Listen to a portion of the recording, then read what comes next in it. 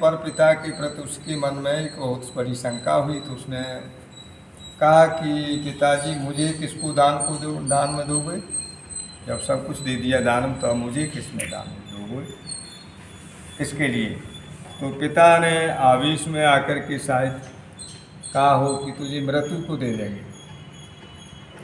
ऐसा शास्त्रों में बताया जाता है, संस्कृत साहित्य में। तो वो चुप हो गया। उसके बाद वह सारी गऊँ दे दी गई और वह वहाँ चला गया। शायद मृत्यु आचार्य को भी कहते हैं, जैसे मृत्यु भगवान को भी कहते हैं, आचार्य को भी कहते हैं। तो ऐसे आचार्य का नाम भी मृत्यु था, तो उस आचार्य को दे दिया।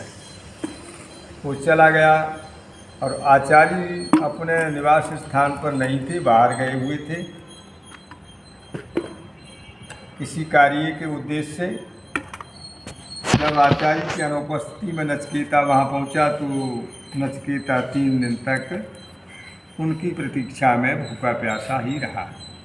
ऐसा आत्मजिज्ञासु व्यक्ति कि मृत्यु के पास जाने पर क्या हमारा उत्तर का समाधान होगा, ये प्रश्न लेके चला गया। आचार्य 3 दिन के बाद आए तो उन्होंने देखा कि मेरे घर पर एक ब्रह्मचारी अतिथि के रूप में 3 दिन से भूखा प्यासा पड़ा हुआ है। तो पहले ब्रह्मचारियों का बड़ा सम्मान था। बताते हैं महर्षि दयानंद जी कि जब ब्रह्मचारी घर से या गुरुकुल से आता था, तो पैदल के रास्ते होते थे, तो रास्ते में अगर राजा की भी सवारी निकलती होती कहीं देशाटन के लिए, तो राजा ये सवारी को रोक देता, खड़ी कर देता और ब्रह्मचारी को निकल जाने देते थे, उसका सम्मान करते थे। क्योंकि ये हमारे वैदिक संपत्ति एक तरीके से निधि है, ये वैदिक निधि है हमारी, ये हमारे वेद की रक्षा करेगा। हमारा परम धन जो विद्या वेद है उसकी रक्षा करेगा। ये देव तुल्य देव है। तो ऐसे ही लोगों को देव कहा जाता, जो विद्या संपादन करके आते थे उनको देव कहते थे। इन्हीं की संज्ञा देव हो जाती थी। इसीलिए इनकी भ्रांति क्यों हुई कि वेदों के ना पढ़ने से हम देवताओं के स्वरूप को भूल गए। आकृति तो हमने बना रखी उनकी, लेकिन उनमें मूर्ति में वो गुण थोड़े ही होते हैं। उनकी जो पूजा का व्यक्तित्व था वह हमने मूर्तियों के प्रति लगा दिया और उन विद्वानों को समझ नहीं पाए जिनकी सेवा सत्कार पूजा कहलाती है। वो उससे हम वंचित हो गए। इसीलिए हमारे घरों में अज्ञानता फैल गई और हमारे अंदर वर्ण संकरता आ गई। और वर्ण संकरता आने का ये प्रभाव हुआ कि हम बिल्कुल दिशा भ्रम हो गए और हमारे घर में आज शूद्र भाव उत्पन्न हो रहे हैं और हमारे घर में अशांति का वातावरण बना हुआ है। तो इसलिए नचिकेता से आचार्य ने अनुनय विनय करते हुए कहा कि तुम हमारे अतिथि हो, जिसके घर पर अतिथि भूखा प्यासा रहता है उसके सारे पुण्य क्षीण हो जाते हैं, सारे पुण्य क्षीण हो जाते हैं। और अतिथि भी उसी को कहा जाता है जो विद्वान हो और जो बिना किसी तिथि के विद्या के अर्थ आया हो या विद्या के अर्थ संसार में भ्रमण किया या लेने आया हो या देने आया हो, तो ऐसे अतिथि का सत्कार होना बहुत ज़रूरी है। और नहीं तो सारे पुण्य क्षीण हो जाते हैं। तो कहते पहले दिन हमारे सारे पशु इत्यादि को नष्ट किया, दूसरे दिन हमारे सारे ऐश्वर्य को नष्ट किया, तीसरे दिन हमारी जो पुण्य थी वो सब नष्ट हो गई। तो वो कहते हैं नचिकेता तुम हमसे 3 वरदान मांगो। तो उन्होंने कहा ठीक है, हमें वचन दीजिए, हम 3 वरदान मांगते हैं। पहले से मेरे पिता मेरे से रुष्ट हो गए, वो मेरे पिता मुझे फिर उसी तरीके से पहचान लें, हमें आदर सत्कार दें। और दूसरे से जो इन बूढ़ी गाय को देने से क्या पुण्य बनता है, उसका क्या फल होगा, इससे तो अपराध ही होगा। तो इसका हमें समझाइए। और तीसरे जो हमारा प्रश्न है कि हमने सुना है कि आत्मा के बारे में कि आत्मा है या नहीं है। कुछ कहते हैं शरीर के साथ नष्ट हो जाता है सब कुछ कहते हैं आत्मा है शरीर के बाद भी रहता है, तो उसका क्या स्वरूप है, कहाँ रहती है, उसकी क्या गति होती है शरीर से छूटने के बाद। तो ये 3 प्रश्न थे। तो उन्होंने कहा एक तो वरदान हम तुम्हें देते, तुम्हारे पिता उसी तरीके से तुमसे प्यार करेंगे और जो उन्हें क्रोध आया वो शांत हो जाएगा। और तीसरी बात है कि जो आदमी जब तक सर्वमेध यज्ञ नहीं करता तब तक मुक्ति का अधिकारी नहीं होता, परमात्मा की भक्ति में भी प्रवेश नहीं कर पाता। ये समझ लो, भक्ति का जो आजकल जो आडंबर बना हुआ है, तो भक्ति भी तभी हो पाती है जब सब त्याग कर देता है। तो बोले कि कैसे? बोले देखो, जब हम यज्ञ करते हैं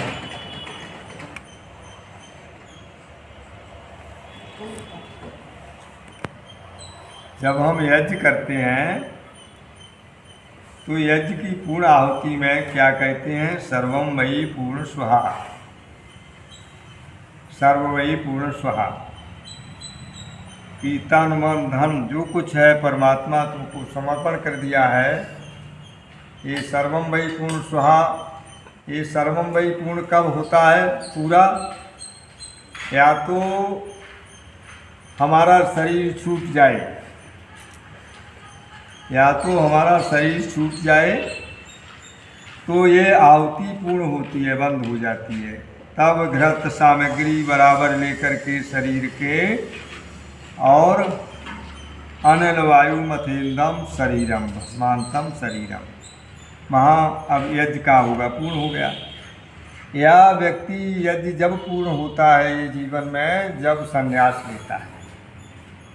फिर सन्यासी यज्ञ नहीं करता, ये अग्निहोत्र नहीं करता।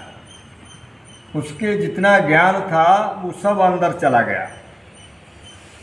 अब प्रतीक मात्र से उसके ज्ञान की जो पहचान है वो उसके गेरुए वस्त्र हैं, दिखाई देते हैं। वो अग्नि में शिखा और सूत्र को छोड़ करके चला गया।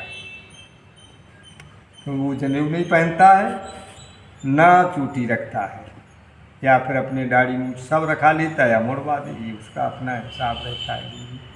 तो आज भी बहुत सी ऐसी परंपराएं आज समाज में गलत चलती हैं।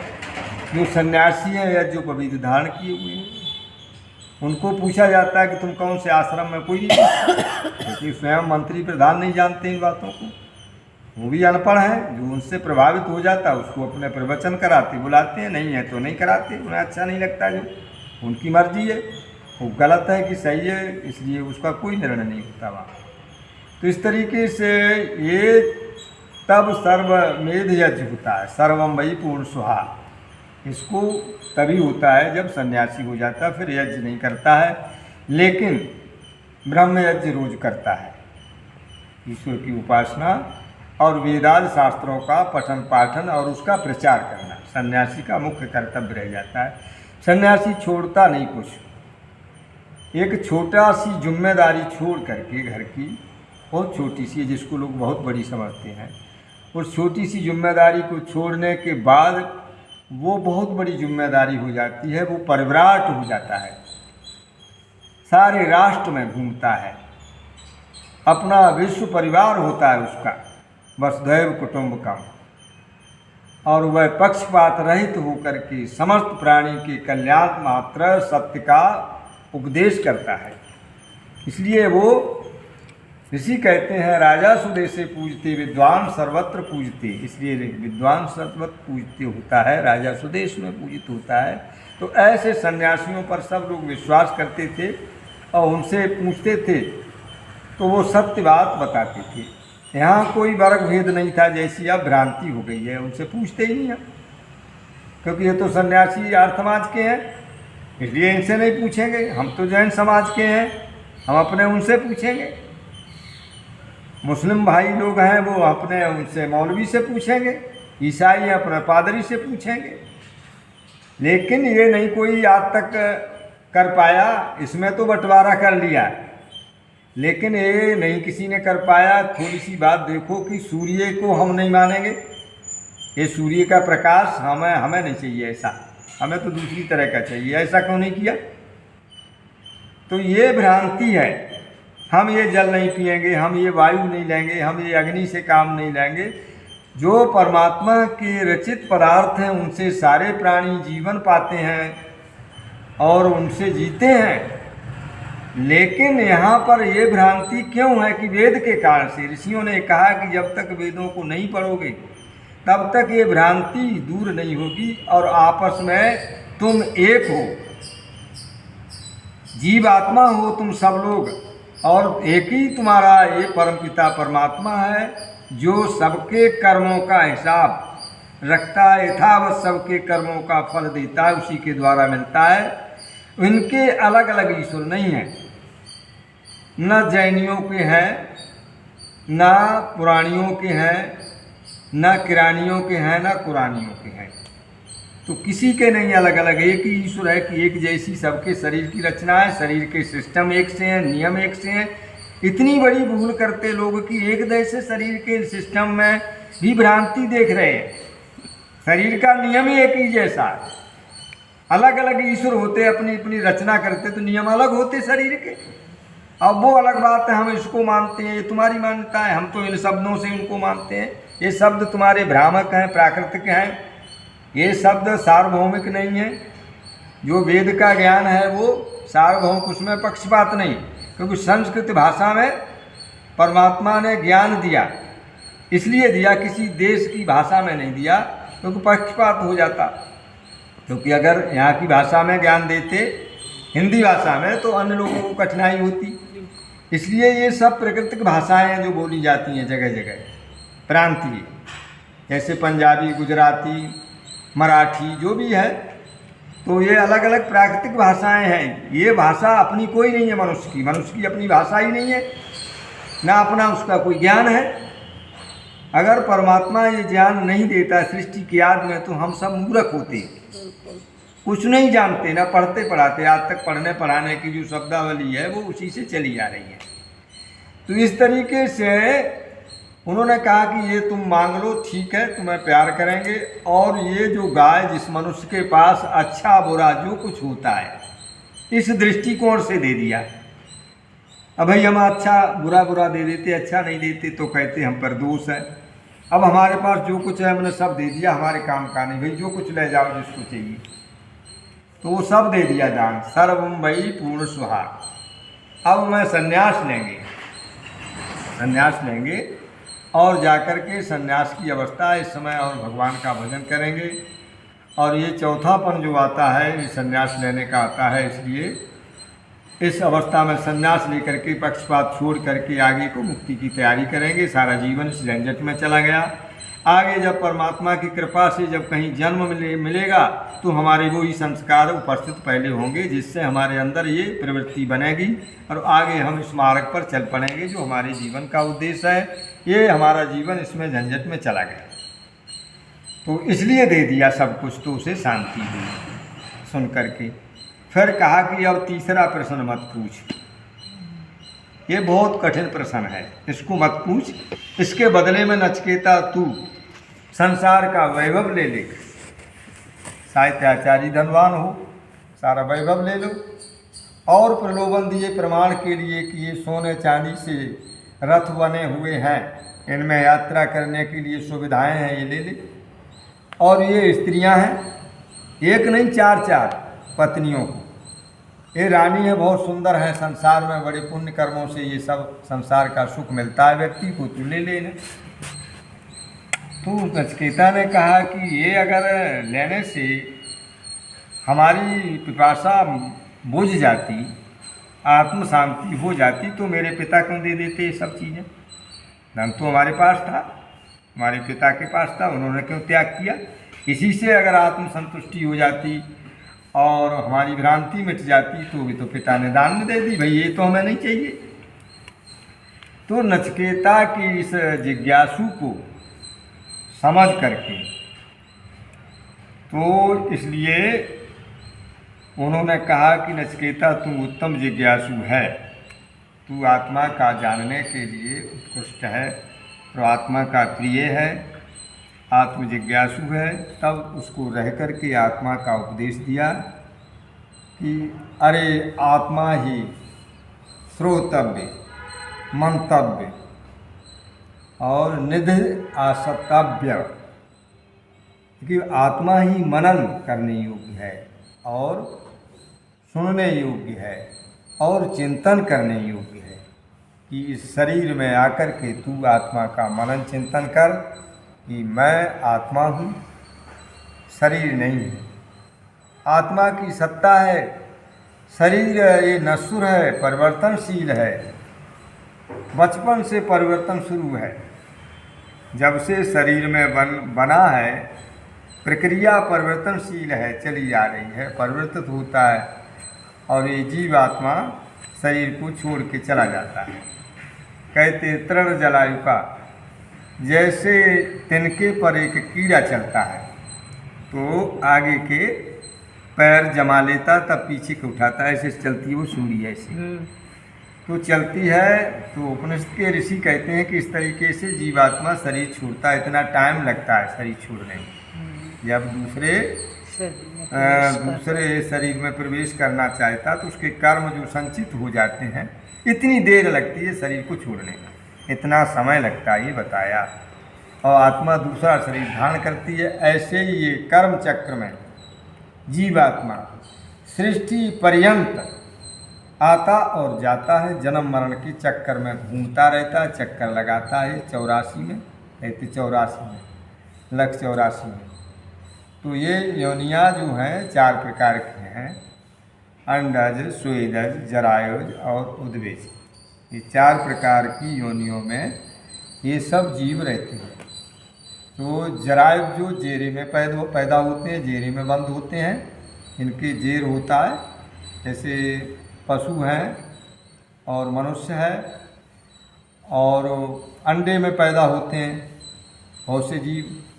और स्वेदज जो पसीने से पैदा हो जाते हैं, जैसे जुएं, लीक बिना माता पिता के। और ये बिच्छू ये गोबर से पैदा हो जाते हैं। ज़मीन से आज भी गिंजाइयाँ जन्म लेती हैं, सृष्टि उत्पत्ति हो रही है। इन प्राणियों की सृष्टि मिट जाती है लेकिन फिर होती है, मनुष्य की इसलिए नहीं होती है क्योंकि इसलिए इनकी अभी चल रही है। ये मैथुनी सृष्टि कहा जाता है इसको। वो अमैथुनी सृष्टि होती है जब पृथ्वी के भूगर्भ से सारे प्राणी जन्म लेते हैं, आज भी लेते हैं वो, और मनुष्य के अब लेते नहीं, क्यों परमात्मा इस सृष्टि में, पृथ्वी में जो निर्माण करता है। जैसे शरीर हमारा पार्थिव है, पार्थिव शरीर है, तो इसमें जो हमारे धातुएं बनती हैं उनका निर्माण वो इन्हीं में करता है। उन चीज़ों को बना करके मिश्रण करके परमात्मा सृष्टि का रचयिता है, वैज्ञानिक है, जानता है सब, वो उनमें मिला करके वो जवान अवस्था में जन्म लेते हैं। तो पूछा गया कि ऐसा क्यों, ये तो सृष्टि के विपरीत है, आज ऐसा क्यों नहीं होता। वो कहते कि ये मैथुनी सृष्टि है, वो अमैथुनी सृष्टि में होते हैं, जन्म लेते हैं। जैसे कारीगर पहले सांचे बनाते हैं, फिर खिलौने बनाते हैं, उनमें पदार्थों को पिघला के रबड़ का बने, चाहे लोहे का बने, चाहे चांदी का, चाहे मिठाई का खिलौना दीपावली पे बनते हैं, तो उनको बना। ऐसे परमात्मा उनको जवान अवस्था में। तो बोले ऐसा क्यों, बोले ऐसा इसलिए है कि उस समय माता पिता होते नहीं, माता पिता हैं नहीं, माता पिता उनके हैं नहीं, तो उनका पालन पोषण कौन करेगा। इसलिए वो दाढ़ी मूछ सहित जवान अवस्था में और बहुत दिनों तक नग्न रहते हैं और घूमते हैं। तो उस समय अगर देखा जाए तो एक तरीके से ऐसे समझो कि भाई बहन ही हैं, एक अगर सामाजिक व्यवस्था मानी जाए तो। लेकिन वो विपरीत है, क्यों परमात्मा ने इसलिए बनाया कि वो इस तरीके से उनको ये सब ज्ञान था स्वाभाविक, तो उनसे संतान पैदा जब होगी तो वो उनको पालेगा कौन? जवान अवस्था में तो खिलाएंगे उनको। बुढ़ापा होता तो शुक्राणुओं की वृद्धि नहीं होती, वो क्षय हो जाते, तो उसमें संतान उत्पत्ति नहीं हो सकती। और बालक जब होंगे तो उनको पालेगा कौन? तो इसलिए परमात्मा महाज्ञानी है, सर्वज्ञ है, इसलिए सृष्टि का संचालन करता है। तो इसीलिए नचिकेता, जो हमारे वैदिक साहित्य में बहुत ऐसे प्रसंग आते हैं, उपनिषदों में, महाभारत में इत्यादि जगह जगह आते हैं, जिनसे पढ़ने पर हमें ये ज्ञान होता है, आत्मा का अनुभव होता है शाब्दिक रूप से कि आत्मा अनित्य रहती है। हम आत्मा के लिए कुछ नहीं करते हैं, शरीर के लिए करते हैं। शरीर हमें मिला था आत्मा के कल्याण के लिए, कि इस शरीर से हम आत्मा को पहचानें, आत्मा को प्राप्त करें, लाभ लें। ये हमें शरीर लाभ के लिए मिला, लेकिन शरीर से हम लाभ नहीं ले पाते अज्ञानता से। लगता है ऐसा कि हम लाभ ले रहे हैं, ऐसा मानते हैं लाभ ले रहे हैं, लेकिन सारा जीवन तुम्हारा किस कार्य में निकल गया? किस कार्य में निकला? शरीर के भरण पोषण में, इंद्रियों की तृप्ति करने में, परिवार के चलाने में तुम्हारा कोई पुण्य नहीं बना। और परिवार भी बनाया तो कोई ऐसा धार्मिक नहीं बना, विद्वान नहीं बना लड़का लड़की, जो वो वेद की रक्षा करता, तो वो भी पुण्य नहीं हुआ। तो ऐसी स्थिति तो क्या कहा जाता है? वो श्लोक एक बोला था कि ना तो हमारे पास विद्या है और ना हम तपस्वी हैं। ना तपस्या की हमने, विद्या प्राप्त नहीं की, तपस्या नहीं की, इंद्रियों का दमन नहीं कर पाया, न दान पुण्य कुछ कर पाया। जब विद्या ही नहीं तो विद्या दान महादान है, तो विद्या का दान करेंगे कहाँ से जब विद्या है ही नहीं, भौतिक धन है नहीं, करेंगे कहाँ से? तो इस तरीके से हमारे पास ना तो दान है, न विद्या है, न ज्ञान है, न कोई शील है। मनुष्य के शरीर में होते हुए भी पशुओं की तरह विचरण करते हैं। जैसे पशु खाने पीने तक सीमित रह जाता है। तो ये 3 प्रकार के व्यक्ति होते हैं, पावर और विषयी और मोक्षु। इन 3 श्रेणी में ऋषियों ने बताए हैं। पामर वे होते हैं जिन्हें कोई विद्या पढ़ने लिखने से मतलब नहीं, ठीक है, जैसे पेट भर जाए उसको श्रम करते हैं शरीर से, उतना और कोई मतलब नहीं। विषयी वो होते हैं जो आज बम्बई में देखो जाकर के वो विषयी हैं, वो सारे उन संसार के विषयों को इकट्ठा करने में लगे हैं, उनका इसमें जीवन जा रहा है। जीवन तो सबका बराबर ही है। और मुमुक्षु वो हैं जो शरीर को धारण करके समझते हैं कि इस शरीर में शरीर ही नहीं है, आत्मा भी है और दूसरा एक परमात्मा भी चेतन सत्ता है।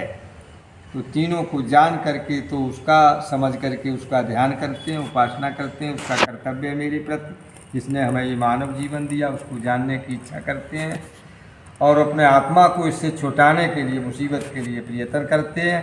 इसीलिए संध्या उपासना की जाती है, मुसीबत दूर करने के लिए, दुख से बचने के लिए, छूटने के लिए।